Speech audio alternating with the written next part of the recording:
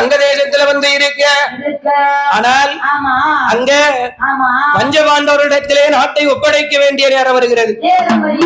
பார்த்தார்கள் கௌரவர்கள் நாட்டை ஒப்படைக்க மனமில்லாமல் பாண்டவர்களை சூதுக்கு அழைக்க பாண்டவர்கள் எல்லாத்தையும் சூதிலே வைத்தார்கள்.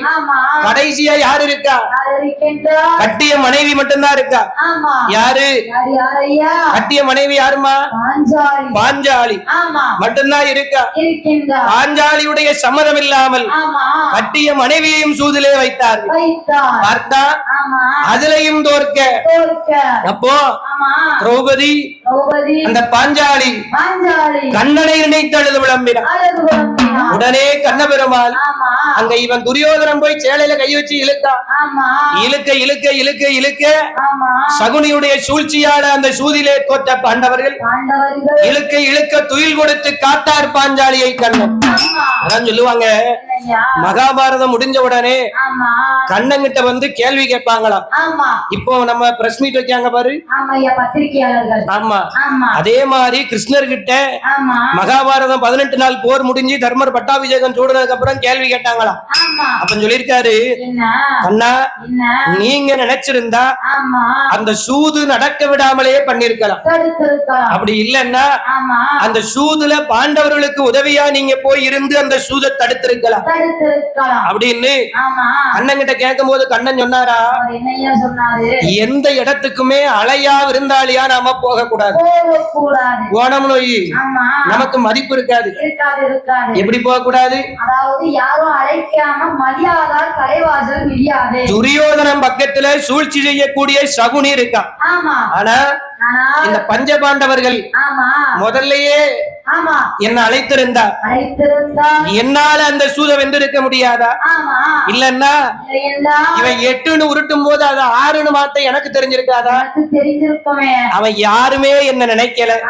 5 பேருமே என்னை நினைக்கவில்லை. நாட்டை இழக்கும் போது என்ன நினைக்கல, வீட்டை இழக்கும் போது என்ன நினைக்கல, அவர்களை இழக்கும் போது என்ன நினைக்கல. தர்மனும் நினைக்கல, பீஷ்மரும் நினைக்கல, அர்ஜுனனும் நினைக்கல, நகுலனும் நினைக்கல, சகாதேவனும் நினைக்கல. யாருமே என்ன அழைக்கல, நான் போகல. கடைசியில பாஞ்சாலி துயில்ல கைய வச்ச உடனே அவன் எப்படி கூப்பிட்டா என்னைய, கண்ணா என்ன காப்பாத்த நீதான் வரணும்னு சொன்னா நான் போய் துயில் கொடுத்து காப்பாத்துறேன் அப்படின்னு கடைசியில சொன்னாரா.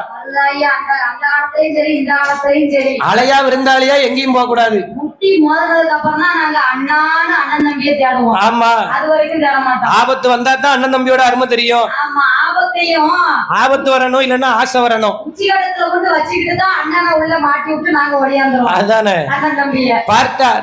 என்ன நடக்கு? சூதிலே அத்தனையும் இழந்து பஞ்ச பாண்டவர்களை வனவாசம் போக சொன்னார்கள் கௌரவர்கள். அவர்களும் சரி என்று சம்மதித்து, அதாவது மரபுரி தரித்து பஞ்ச பாண்டவர்கள் வனவாசம் முடித்தார்கள். வனவாசம் முடித்து திரும்ப வந்து நாட்டை கேட்கும் போது தரமாட்டேன் என்று கௌரவர்கள் மறைக்க உடனே பஞ்ச பாண்டவர்களுக்கும் கௌரவர்களுக்கும் போர் என்று அறிவித்தார்கள். யார் அறிவித்தார்? சண்டை சண்டை வருது. எதுக்கு சண்டை வருது? போர் நடக்க போகுது. ராமாயணத்துல போர் நடந்ததுன்னு சொன்னா அது வந்து பெண்ணுக்கு. ஆமா. மகாபாரதத்துல போர் நடந்ததுன்னு சொன்னா அது வந்து மண்ணுக்கு. மண்ணுக்கு மண்ணுக்கு. அது அப்பவும் இல்ல இப்பவும் இல்ல. ஆமா. போர் எங்க நடந்தாலும் ஒண்ணு மண்ணுக்கு நடக்கும், இல்லாட்ட பெண்ணுக்கு நடக்கும். ஆமா. ஆகையினால் பார்த்தார்கள். கண்ணனோடு கலந்து ஆலோசித்து கண்ணனை போய் உதவிக்கு கூப்பிடணும் என்று அங்க யார் வருகிறார்கள்? துவாரகாபதியிலே இருக்கும் கண்ணனை உதவிக்கு அழைக்க துரியோதனனும் அர்ஜுனனும் 2 பேரும் வாராங்க. ஏன்னா கண்ணை யார் பக்கம் இருக்காரோ அந்த பக்கம் வெற்றி நிச்சயம். ஆனா கண்ணை யார் பக்கம் இருக்காரோ அந்த பக்கம் வெற்றி நிச்சயம் என்று இருவேர்களும் அந்த துரியோதனனும் அர்ஜுனனும் அவன் எங்க வாரான் பாருங்க. அவன் துவாரகையை தேடி எல்லோ அவன் துரியோதன ஓடிவா. அந்த துரியோதனனும் அர்ஜுனனும் அவன் ஓட்ட நல்ல பெருநாடை ஆடி மெல்ல வாரா நேரா வந்து கண்ணனை பார்க்கும் போது கண்ணன் நித்திரையில இருக்காரு. அர்ஜுனன் கால் பக்கமா நிக்கா.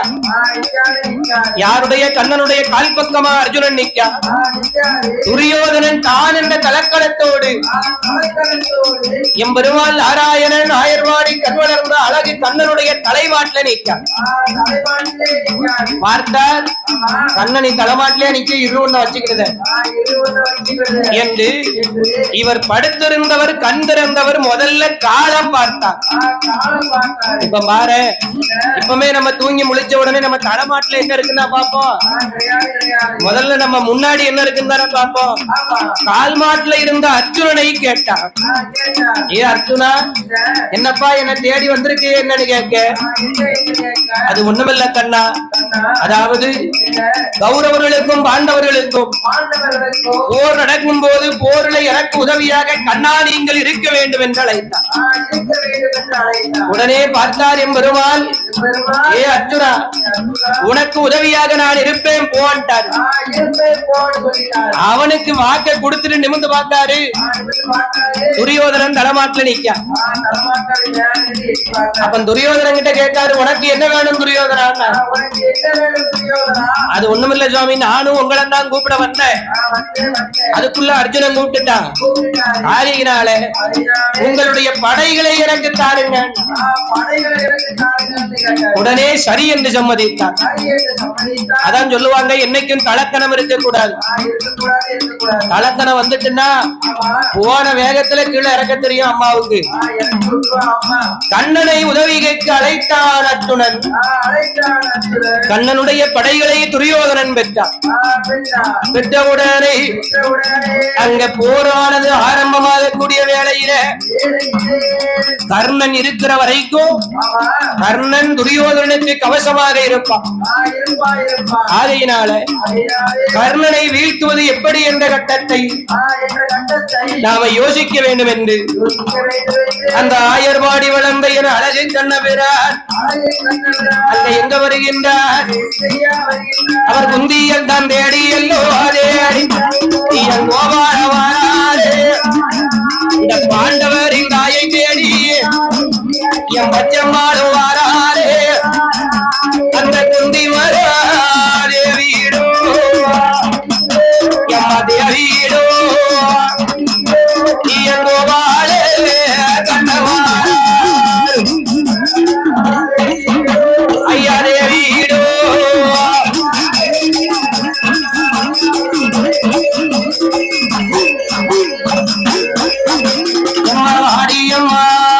குந்தி தேவி வார்த்தை வந்து சொல்லை கேளாய் இந்த கோபாலே கண்டனவே குணமுடனே ஏது சொல்வார் ரத்தியும் பற்றி நேர வந்தாரு. எங்க வந்தாரு? குந்தி தேவியை பார்க்க கண்ணன் வந்தார். பார்த்தா கண்ணா என்ன தாங்கள் இங்க வந்த காரணம் என்ன? என்ன ஆசையா பார்க்க வந்தீங்களா? காரணம் இல்லாம நீங்க வரமாட்டீங்களே, என்ன என்றார். அதாவது கர்ணனை பத்தி உங்களுக்கு தெரியுமா? அத்தை, நான் ஒண்ணு கேட்பேன், நீங்க என்கிட்ட உண்மையை மறைக்காம சொல்லணும். ஆனால் உண்மையில் உங்களுக்கு 5 மகன்தானா என்று கண்ணன் கேட்டவுடனே குந்தி தேவிக்கு கைகால்லாம் பதறுது. ஆகா, நாமளுக்கு மட்டுமே தெரிந்த ரகசியத்தை பற்றி கண்ணன் கேட்கிறானே என்று குந்தி தேவி இடத்துல கேட்கும் போது, ஆமா எனக்கு 5 பிள்ளைதான் என்று கண்ணன் கேட்கும் போது இவன் 5 தான் சொல்லுதா குந்தி தேவி.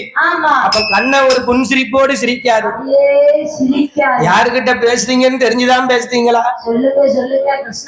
இந்த மாயன் அறியாத மாயம் உண்டா?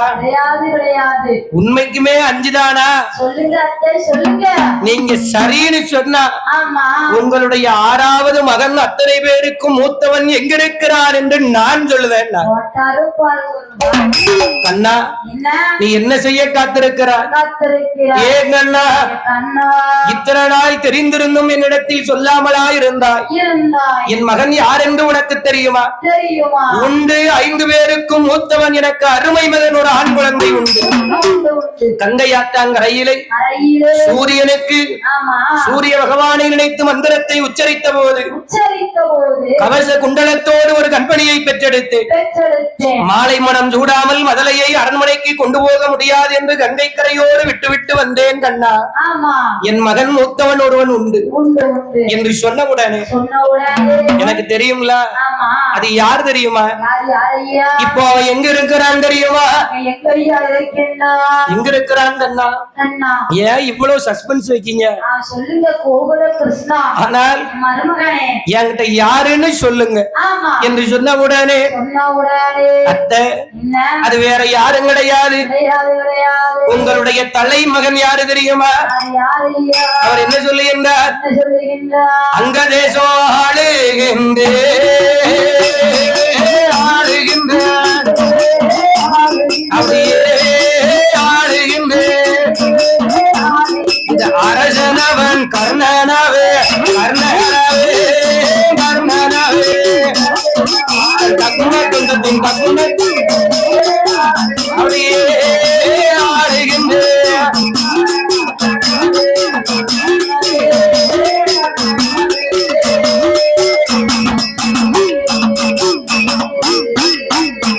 அந்த அங்க தேசத்து அரசனவன் உன்னுடைய அழகும் மகன் நீ கங்கையாற்றி வித்த பிள்ளை கண்டழகன் கர்ணன் தானே என்று சொல்லி கோபாலனோ அப்படியே கோபாலனோ அவர் எடுத்துரைக்கோ வேளையிலே வேளையிலே வேளையிலே அப்படியே கோபாலனோ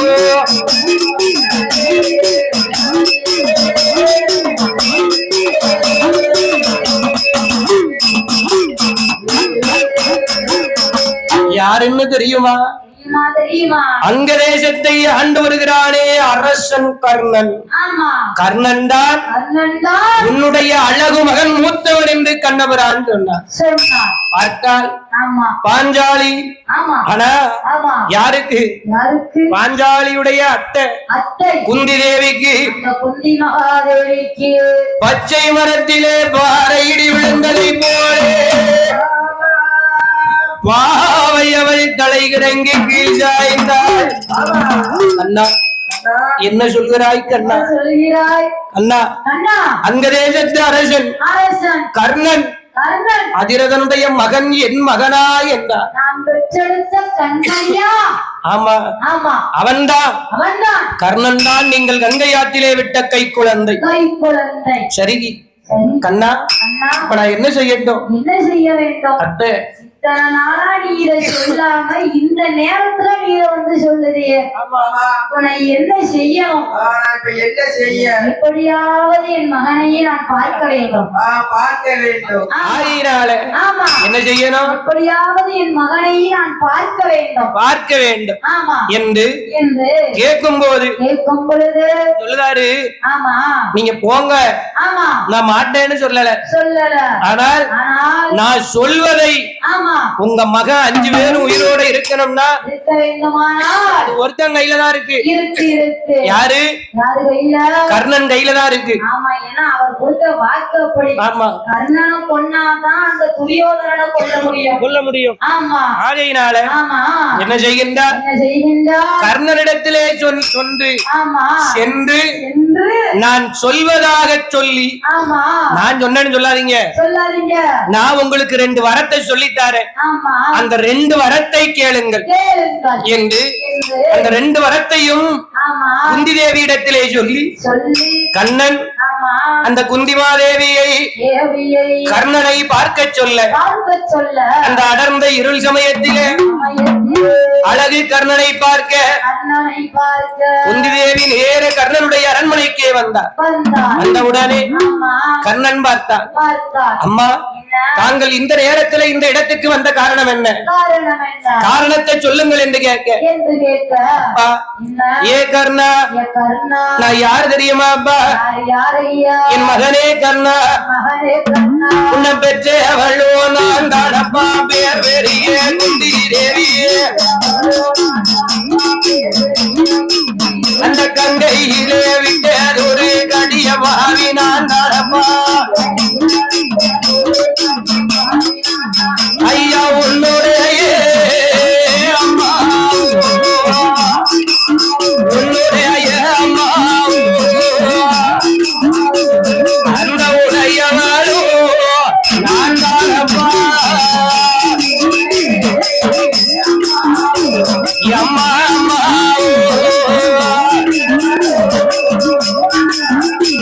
அப்படியே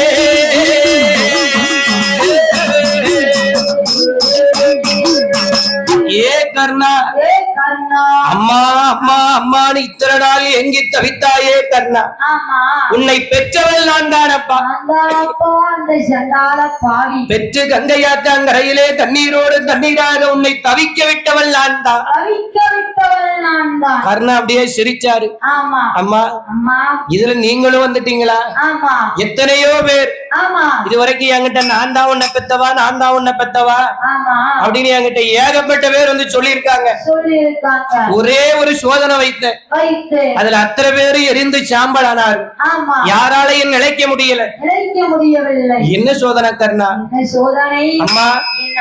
இந்த போர் சூழல்ல நீங்க வந்து ஆமா என்னுடைய மகன் என்று என்ன சொல்கிறீர்களே, சொல்கிறீர்களே. உள்ள போங்க.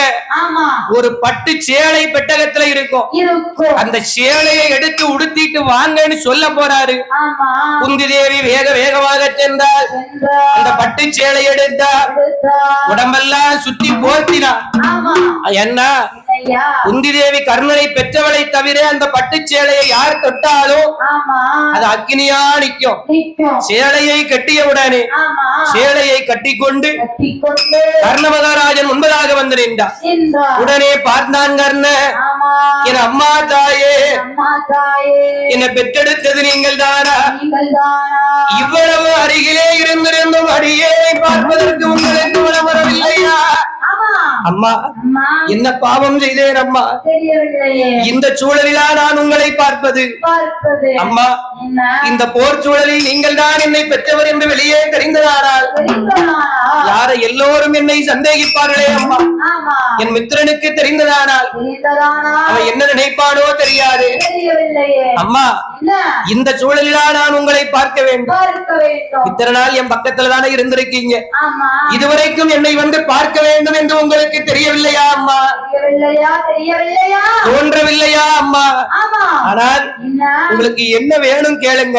கேளுங்கள். அப்பம் பார்த்தால் ஆமா குந்தி தேவி குந்தி தேவி முன்னாடி நிக்கிறது தலைமகன், தலைமகன். மூத்த மகன் கர்ணன். ஆமா ஆனா ஆனால் கண்ணன் சொல்லி அனுப்பிய 2 வரங்களை கேட்கின்றார். வரங்களை கேட்கின்றார். என்ன வரம் கேட்டா? என்ன வரம் கேட்கின்றார்? கர்ணா, என்ன? நீ எனக்கு 2 வரம் தரணும்னா தர வேண்டும். சொல்லுங்க அம்மா, ஆமா என்ன வர வேணுமோ கேளுங்கள் என்றார். என்றார். அதாவது என்ன?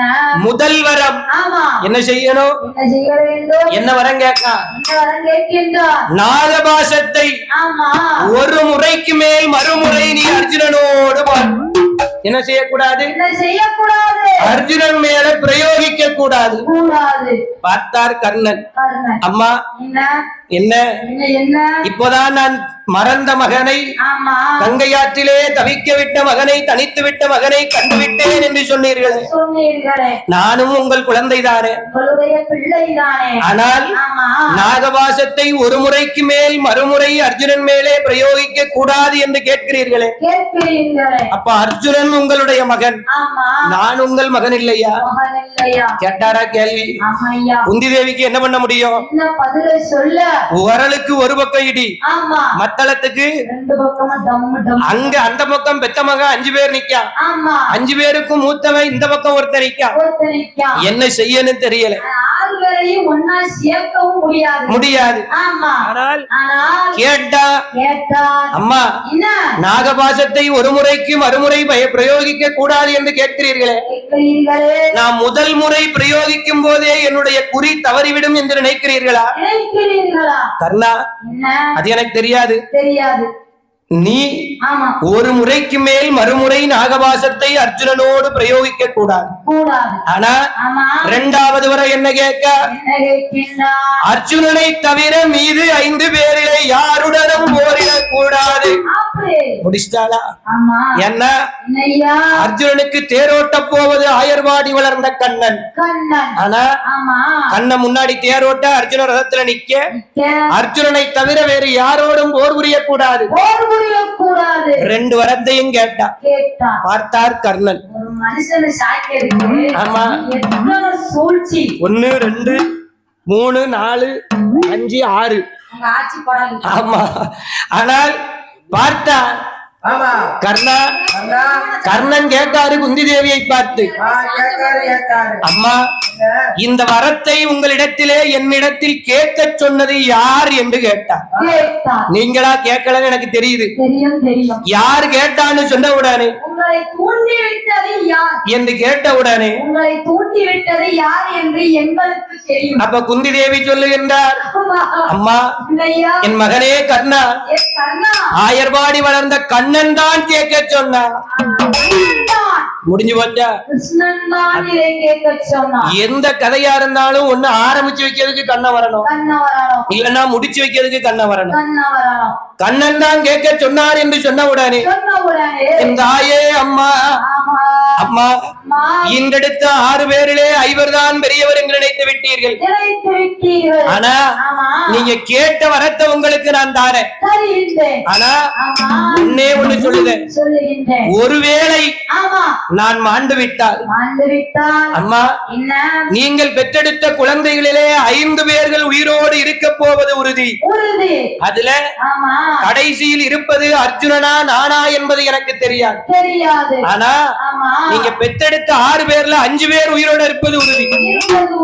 ஆனா ஒருவேளை இந்த போரிலே நான் மாண்டு விட்டால் என்ன உங்களுடைய மடியிலே கிடத்தி பெற்றெடுத்த நாளென்று பிரிந்த என்னை தாயே உங்களுடைய மடியிலே கிடத்தி மகனே மகனே மகனே என்று எனக்கு பெரியாவிடை கொடுப்பீர்களா என்றார். பார்த்தால் குந்தி தேவி பெத்த மனம் வித்து ஆகா அரும மகம் முத மகனை மட்டும் இப்படி கேட்டானே, ஏ கர்ணா சாவு வந்துவிடும் என்ற வார்த்தையை உபயோகிக்காது, சொல்லவே சொல்லாத. நீ 6 பேரும் இருப்ப, அம்மா உன்னோடு இருப்ப, சொல்லாதப்பா.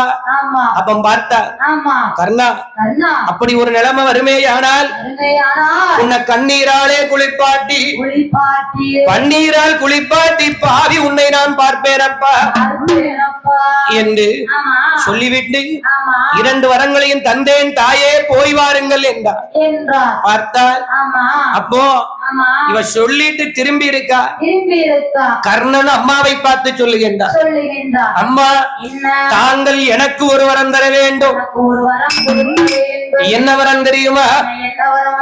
இந்த குருஷேத்திர போறது தான் போற, இந்த போர் முடியும் காலம் வரை என்னை நீங்கள் பெற்ற பிள்ளை என்று இந்த அஸ்தினாபுரிய நீர நீங்க யாரிடமும் சொல்ல வேண்டாம்.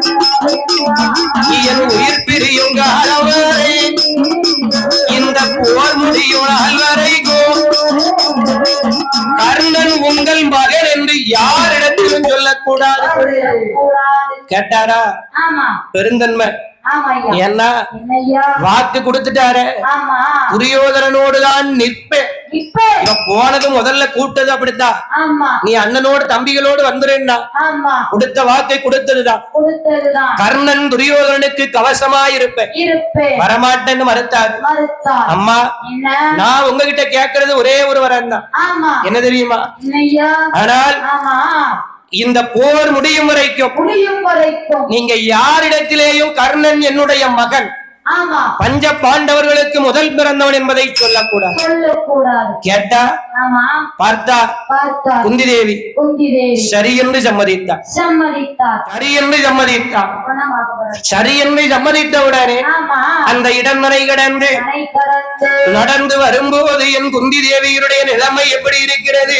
எப்படி இருக்கின்றது? என் தாயாகம் பண்ட குந்தி தேவி அவ என்ன நினைத்து வணங்கலங்குகின்றார்? என்னையா அழைக்கின்றார்? அழகான பௌர்ணமி நிலவை அடர்ந்த மேகம் வந்து மறைப்பது போல அழைத்தது போல. தாமரை இலைகள் நிறைந்த தடாகத்திலை ஆமா சூறாவளி காற்று சுழற்றி அடித்ததை போல அழைத்தது போல.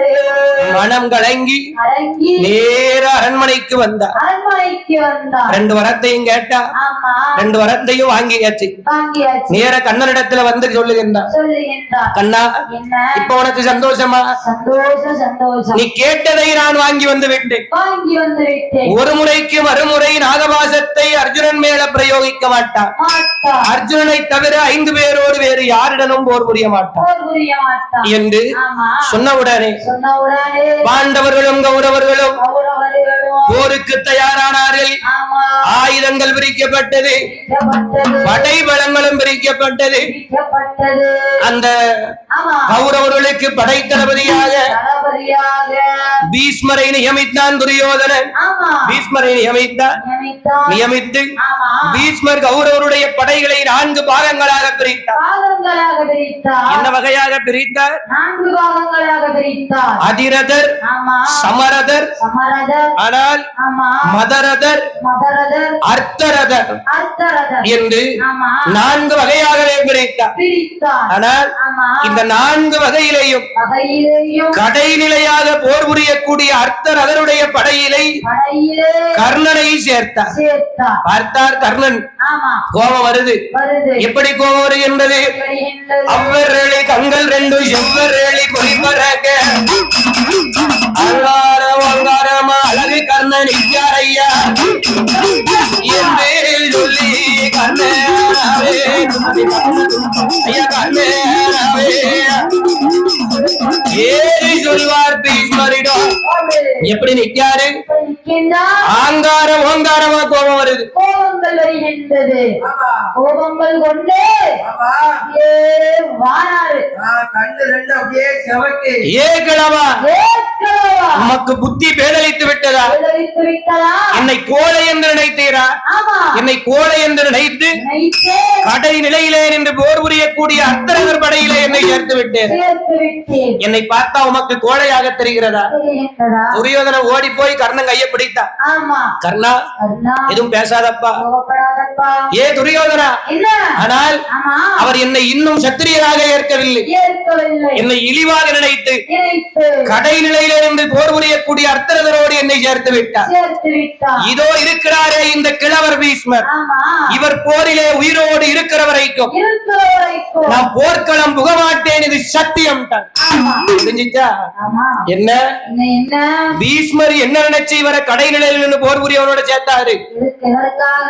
ஏன்னா என்ன? கர்ணனை அவ்வளவு எளிதில வீழ்த்தி விட முடியாது. ஆமா கர்ணன் இருக்கிற வரைக்கும் ஆமா துரியோதனன் உயிர் பிழைப்பான். உயிர் பிழைப்பான். கர்ணன் செத்துட்டா ஆமா துரியோதனனும் ஆண்டு போவான். வாழ்ந்து போவான். குருச்சேத்திர போர் அதோட முடிஞ்சிடும். அது அவருக்கு நல்லா தெரிஞ்சிருக்கு. ஆமா ஆகையினால ஆகையினால் கர்ணனுடைய திறமையை பலத்தை அறிந்துதான் அறிந்துதான் கடை நிலையில் நின்று போர் புரியக்கூடிய அர்த்தரதரோடு சேர்த்தார். சேர்த்தார். ஆனா ஆமா கர்ணனுக்கு கர்ணனுக்கு அதை ஏற்றுக்கொள்ளும் மனசு வரல. வரவில்லை. ஏன்னா இவர் வில்லாளி வில்லன் அல்லவா? ஆமா விஜயதனுசு, தனுசு தோல்வி கண்டுராத விஜயதனுசை கையில் ஏந்தக்கூடியவர். கையில் ஏந்தக்கூடியவர். பார்த்தார். ஆமா பார்த்தா சொன்னாரு, ஆமா சத்தியம் பண்ணிட்டு வந்தாரு, வந்தார். இந்த பீஷ்மர் உயிரோடு இருக்கும் வரைக்கும் நான் போர்க்களம் புக மாட்டேன் போக மாட்டேன் என்று என்று சத்தியம் செய்து விட்டு வந்தவுடனே வந்தவுடனே 10ஆம் நாள் போர் முடிந்தது. போர் முடிந்தது. 11ஆம் நாள் போரன்று ஆமா பீஷ்மர் இறந்தார் என்ற செய்தி செய்தி எங்க வந்தது? எங்கு வந்தது? கர்ணனுடைய காதுக்கு வந்தது. ஆமா உடனே உடனே மறுநாள் போருக்கு நாமல் செல்ல வேண்டும் என்று செல்ல வேண்டும் என்று அந்த கர்ண மகாராஜ கர்ண மகாராஜா போருக்கு கிளம்பும் போது போருக்கு கிளம்பும் பொழுது கர்ணனுடைய மனைவி சுபாங்கி ஓடி வந்து வழிமறித்தார்.